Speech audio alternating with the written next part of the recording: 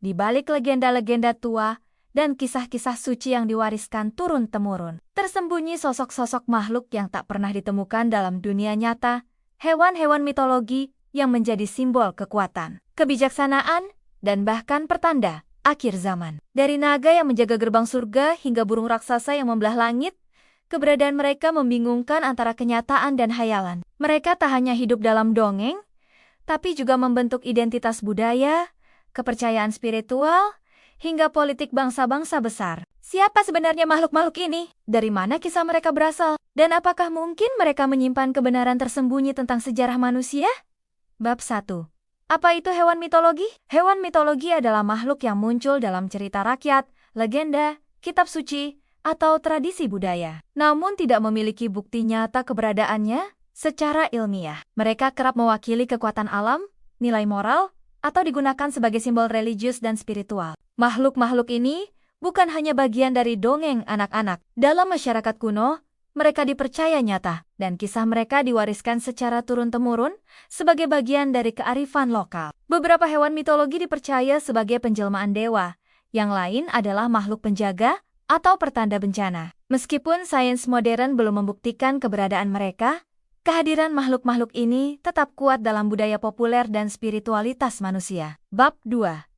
Naga penjaga dan penghancur. Naga adalah makhluk mitologi paling populer yang hadir di hampir semua peradaban dunia. Dalam budaya Tiongkok, naga adalah simbol kebijaksanaan, kekuatan, dan pembawa hujan. Mereka dipercaya hidup di sungai-sungai dan gunung suci. Kaisar Tiongkok bahkan diklaim sebagai keturunan naga, menjadikan hewan ini simbol kekuasaan tertinggi. Sementara dalam mitologi Eropa, naga digambarkan sebagai makhluk jahat yang menyemburkan api dan menjadi musuh para satria. Dalam legenda Saint George, seekor naga ditaklukkan sebagai lambang kemenangan kebaikan atas kejahatan. Menariknya, naga dalam budaya timur cenderung panjang dan tanpa sayap, sementara di barat, naga bersayap besar dan menyerupai reptil terbang. Apakah ini menunjukkan dua peradaban yang menemukan sesuatu yang berbeda, tapi memiliki akar yang sama? Bab 3. Phoenix, burung keabadian.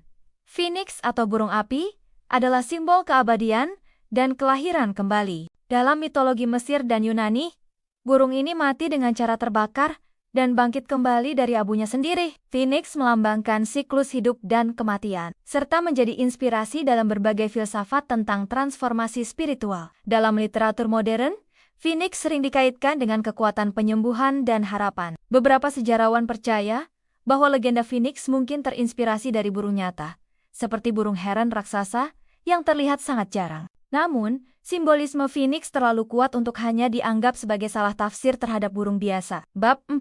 Griffin penjaga. Kekayaan Griffin adalah makhluk berkepala elang dan bertubuh singa. Dalam mitologi Yunani dan Timur Tengah, Griffin adalah penjaga harta karun yang sakral, termasuk emas dan artefak suci. Mereka sering digambarkan di patung-patung pelindung kuil atau makam raja. Griffin diyakini memiliki penglihatan tajam dan kekuatan luar biasa. Ia sering digambarkan menghuni pegunungan atau kuil-kuil kuno yang tidak terjamah manusia biasa. Dalam budaya Persia kuno, Griffin disebut sebagai Shirdal dan dipercaya sebagai penjaga rahasia dewa-dewa langit. Bab 5. Garuda penakluk kematian.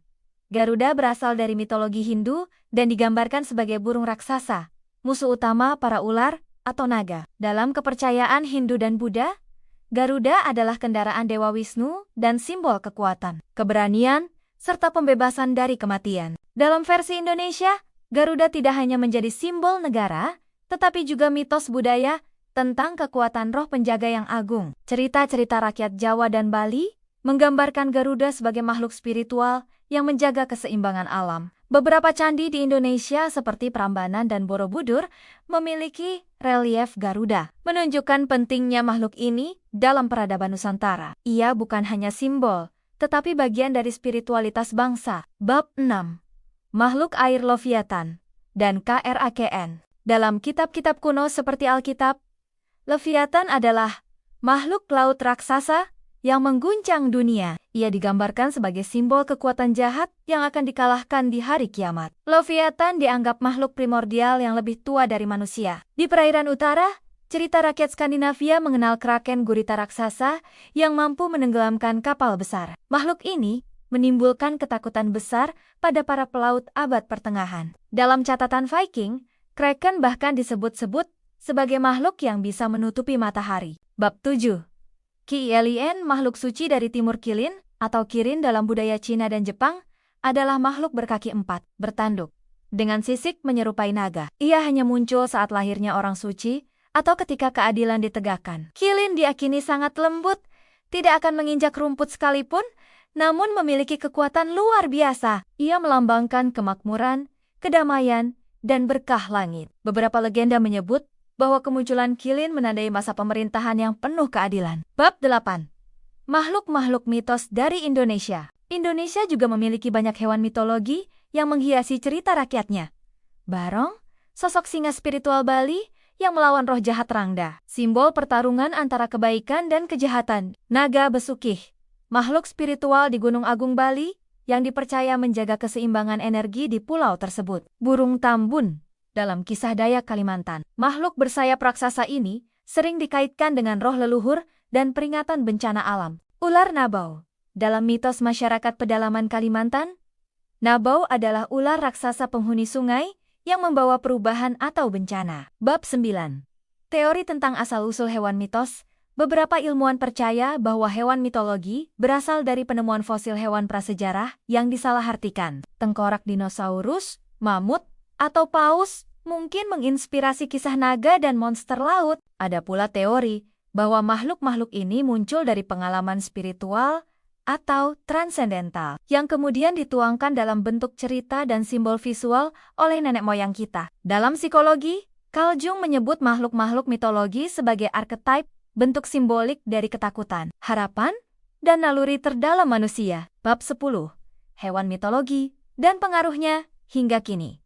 Meskipun dunia modern cenderung skeptis, hewan-hewan mitologi tetap hidup dalam berbagai bentuk. Mereka hadir dalam lambang negara, lambang militer, logo perusahaan, hingga tokoh film dan buku fiksi. Di era digital, makhluk seperti naga, phoenix, atau unicorn kembali hidup dalam game, film fantasi, dan novel fiksi ilmiah. Mereka tetap menjadi sumber inspirasi seni, filosofi, bahkan strategi perang. Tak jarang, hewan mitos digunakan sebagai simbol perjuangan melawan ketidakadilan atau lambang transformasi diri. Mereka menjadi bagian dari budaya pop, pendidikan moral, dan bahkan identitas nasional. Hewan mitologi adalah cermin imajinasi dan spiritualitas manusia. Mereka mewakili harapan, ketakutan, kekuatan, dan kerinduan manusia untuk memahami dunia yang lebih besar dari apa yang terlihat. Mungkin mereka tak akan pernah ditemukan di hutan atau laut manapun. Namun dalam cerita, budaya, dan mimpi kolektif manusia,